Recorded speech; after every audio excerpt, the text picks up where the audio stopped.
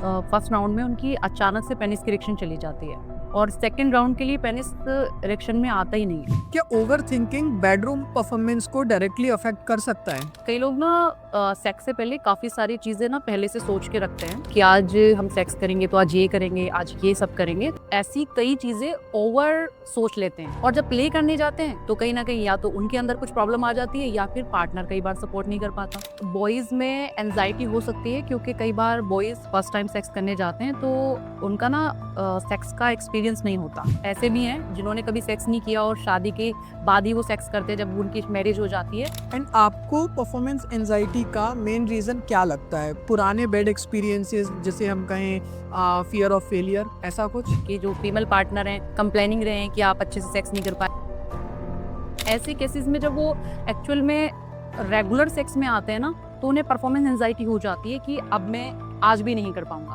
और कल ट्राई करते तो आज भी नहीं कर पाऊंगा। Welcome back to another topic Mahi ma'am. And आज का हमारा जो टॉपिक है वो है परफॉर्मेंस एंजाइटी से रिलेटेड। तो सबसे पहले आप ये क्लियर करिए कि परफॉर्मेंस एंजाइटी होती क्या है? बिल्कुल।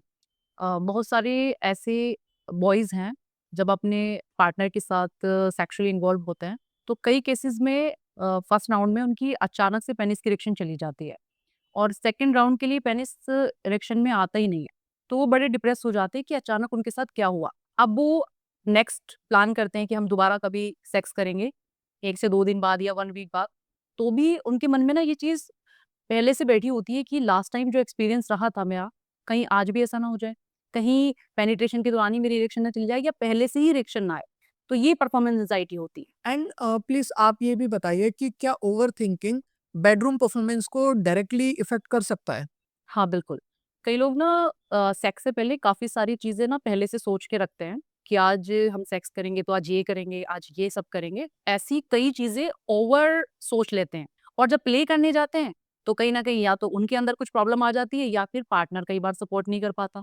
तो ऐसे केसेस में जब ओवर थिंकिंग होती है, ओवर सोच लेते हैं और उनका एक्सपीरियंस अच्छा नहीं रहता तो उस चीज़ का इम्पैक्ट आ जाता है नेक्स्ट प्ले पे। ओके। एंड इसके अलावा क्या परफॉर्मेंस एंजाइटी सिर्फ यंग बॉयज में होती है या फिर मैरिड मैन को भी होती है? बिल्कुल। देखो, बॉयज़ में एंग्ज़ायटी हो सकती है क्योंकि कई बार बॉयज़ फर्स्ट टाइम सेक्स करने जाते हैं तो उनका ना सेक्स का एक्सपीरियंस नहीं होता। और मैं ये नहीं कहूँगी जो मैरिड हैं कि उन्होंने पहले से सेक्स कर लिया होता है। कई लोग ऐसे भी हैं जिन्होंने कभी सेक्स नहीं किया और शादी के बाद ही वो सेक्स करते हैं जब उनकी मैरिज हो जाती है। तो दोनों के साथ ऐसी प्रॉब्लम आ जाती है कि वो सोचते हैं आज हम कैसे करेंगे, क्योंकि उन्होंने सिर्फ मास्टरबेट किया होता है, कभी किसी फीमेल के साथ सेक्स नहीं किया होता है।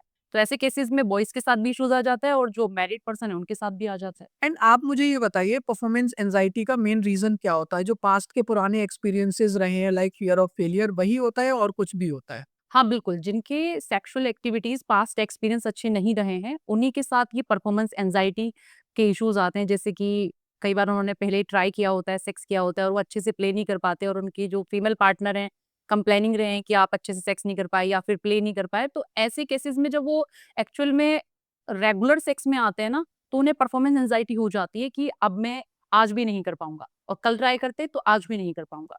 एंड कुछ लोगों की जो पॉर्न देखने के बाद अनरियलिस्टिक एक्सपेक्टेशन बिल्ड हो जाती हैं, वो भी एंजाइटी को बढ़ाता है। हाँ, बिल्कुल। ऑन साइड में जो भी लोग एक्ट कर रहे होते हैं, चाहे वो फीमेल एक्टर हैं या मेल एक्टर हैं, उनकी एक्टिविटीज़ और एक्ट देख के ना खुद ब खुद अपने अंदर भी वो चीज़ें आ जाती हैं कि मैं भी अपने पार्टनर के साथ सेम प्ले कर पाऊँगा। जैसे कि बहुत बड़ा मिथ है एक बिगेस्ट पेनिस साइज़ का, जो कि पॉर्न साइट से निकल के आया है। वहीं से ये निकला है और उसके बाद जब वो अपने पेनिस साइज़ को उनसे कंपेयर करने लग जाते हैं, तो फिर एक एंग्ज़ायटी क्रिएट हो जाती है, उनकी परफ़ॉर्मेंस को बिगाड़ देती है, खराब कर देती है। जब वो अपने पार्टनर के साथ होते हैं तो सबसे पहले तो यही सोच रहे होते हैं, क्या मेरा पेनिस साइज़ उनके बराबर है? क्या मैं उनकी तरह लॉन्ग प्ले कर पाऊँगा? और यही एंग्ज़ायटी का सबसे बड़ा कारण है। ओके। एंड क्या कई बार ऐसा होता है कि पार्टनर को सेटिस्फाइड करने का प्रेशर भी आपको परफॉर्मेंस एंजाइटी की तरफ ले जाता है? हाँ, बिल्कुल। पहले इन सब चीज़ों पे ना ओपनली बात नहीं होती थी, तो कोई क्या कैसे प्ले कर रहा है, ये किसी को नहीं पता होता था। आज की जनरेशन आपस में बात करती है, अपने पार्टनर की अपने बारे में बताती है, तो दूसरों की बातें सुन के वो अपने आने वाले पार्टनर के बारे में सोचने लग जाते हैं, क्या मेरी पार्टनर मेरे से सैटिस्फाई हो पाएगी? क्या मैं अच्छे से प्ले कर पाऊँगा? तो इस तरह की एंग्ज़ायटी भी उनके दिमाग में आ जाती है। एंड मैम, आपके पास ईडी के बहुत सारे पेशेंट्स आते हैं आपके क्लिनिक में।